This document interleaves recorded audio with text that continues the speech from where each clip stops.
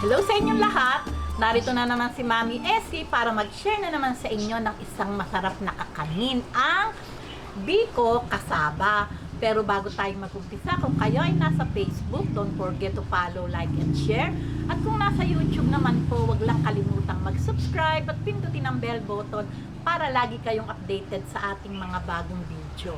Ngayon, narito po ang ating mga kakailanganing sangkap. Sa paggawa po ng biko kasaba, gagamit po tayo ng 1 kilong kamoting kahoy. Kailangan po yung 1 kilong gagamitin natin, yung malinis na siya. Kaya po kung bibili tayo, pwede tayong bumili ng 1 kilo 1/4 para kataon na babalatan, may konting makaka 1 kilo kayo. Ito po ay ginadgad ko. Hindi ko po naipakita sa gadgaran ng cheese. Ngayon, tinakal ko po ito sa cup. Nakakuha po ako ng 4½ cup na dinadgad na kamoting kahoy at pinatulo ko lang po. 2 cups na brown sugar. Nasa inyo po yan kung ano gusto nyo. Pwede kayong gumamit ng muscovado. Langka, para po lalo nating mapasarap yung ating biko kasaba, lalagyan po natin ng langka. Ito naman pong ating gata, gagamit po tayo sa paglalatik ng 2 cups na coconut cream.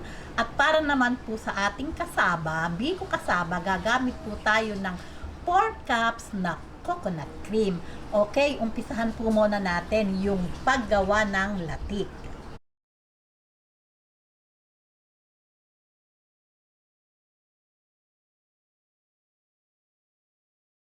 Okay, para sa latik, 2 cups na coconut cream.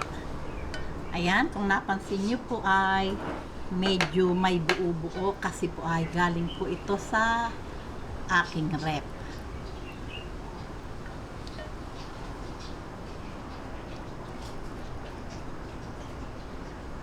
Ayan. Ngayon, ito po ay gagawin nating latik. Bayaan lang po muna nating medyo siya kumulo bago natin haluin.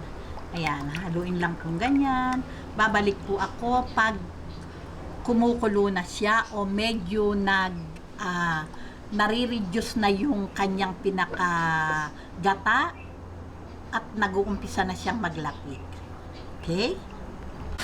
Ayan, pagka po ganitong reduce na po yung ating kakanggata o coconut cream at nakita nyo po oil na po yung pumalit, hahaluin na po natin yan hanggang maging golden brown o light brown yung ating latik. Lalagay na po natin sa medium heat yung ating apoy para po hindi mabigla yung pagkakaluto ng ating latik. Huwag na po natin sisigilan ng halo, lalo po kung ang gamit natin yung kawali na hindi non-stick, mas madali po siyang masunog. Kaya po halo lang ng halo hanggang maging light brown o golden brown silang lahat. Ayan. Okay, balik po ako pag golden brown na yung ating masarap na latik.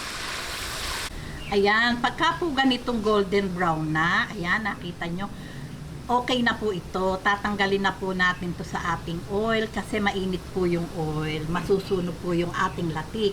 Kaya lalagay po natin sa ating salaan. Ayan, ganito po patuluin po natin para hindi po masunog yung ating latik.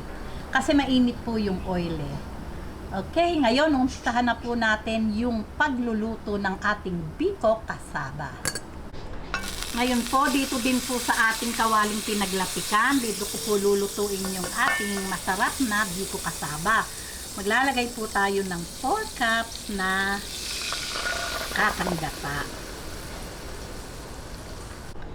Ayan, 4 cups na po ito. Lalagay na po natin yung sugar.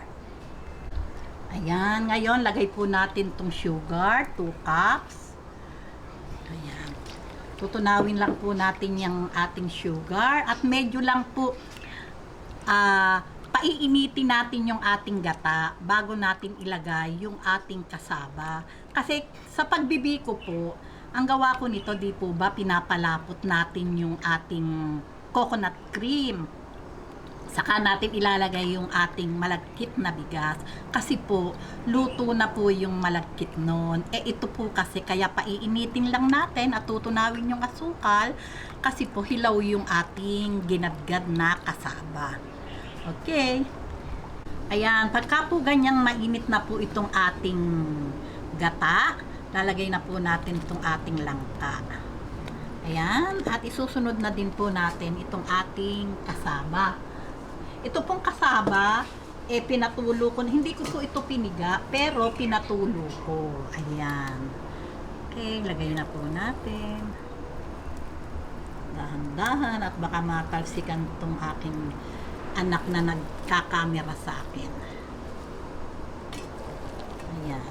Ngayon, ito po ay hahaluin natin to hanggang sa matuyo yung kanyang syrup, hanggang sa kumunat. Okay. Ayan. Dito po, ang ginamit kong flavor, langka, kasi po marami akong langka. Pero, nasa inyo po yon. Pwede po ditong pang flavor para lalong, siyempre, para lalong sumarap yung ating biko kasaba.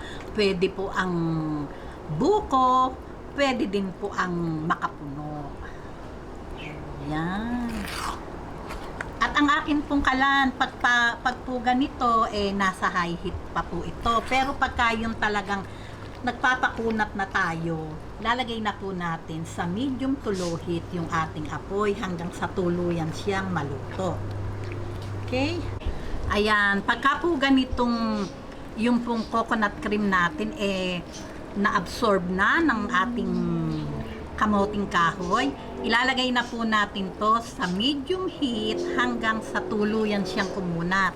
Huwag lang po nating titigilan ng halo. Ayan, pagka po ganito, ayan, wala na po talagang puti-puti.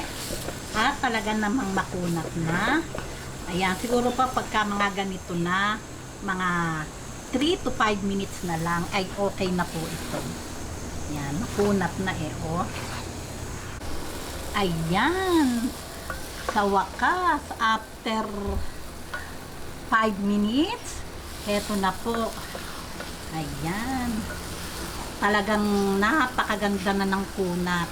Oh, hindi na po halos lumalaglag sa ating panghalo. Okay na po ito. Patayin na po natin ang apoy at ready na po ito para sa ating merienda. Ayan, ngayon po ilagay na po natin sa ating bilao. Talaga naman pong napakakunat ng ating biko kasaba. Ayan, ngayon po liligyan na po natin ng latik. Ngayon, sa paggawa po ng biko kasaba, kung wala po kayong pang flavor, pwede rin naman po at masarap din po yung kalalabasan, basta lang po ay magata. Ayan, atin na pong budburan ng latik.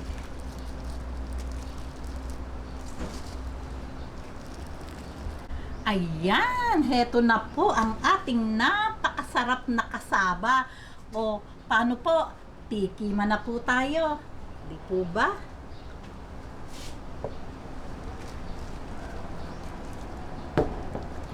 Okay, ngayon, eto na po, ready na po ito, tikiman na po tayo. Pero ako po, gumawa po ako ng budbod. Ito po ay meron ako sa aking YouTube channel. Makikita nyo po ito kung paano ko ginawa. Pero optional lang po ito, nasawsawan ng biko kasaba. Pero syempre po, malaki po ang isinasarap pag may sawsawang ganito. O pwede din po yung niyog na mura na kinayod. Meron din po ako. Heto din. Okay, tikiman na po tayo. Ayan, lagyan po natin ng budbod. Siyempre po, kanya-kanyang gusto po iyan. Kanya-kanyang type. O, diba? Tikman na po natin.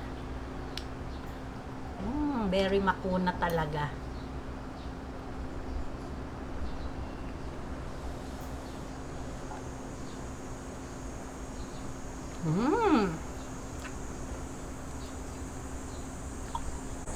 Talaga pong masarap. Talaga pong templadong templado. Ayos na ayos lang po yung tamis. Kaya talaga naman pong yummy. Gawin na po natin to at sigurado ako magugustuhan ng inyong pamilya. May budbod o walang budbod, talaga naman pong masarap. O paano po? Kung nagustuhan nyo ang video na to, wag lang kalimutang mag-likes and don't forget to share and subscribe. Gawin nyo na po talaga namang yummy at siya ang mainit. Babus!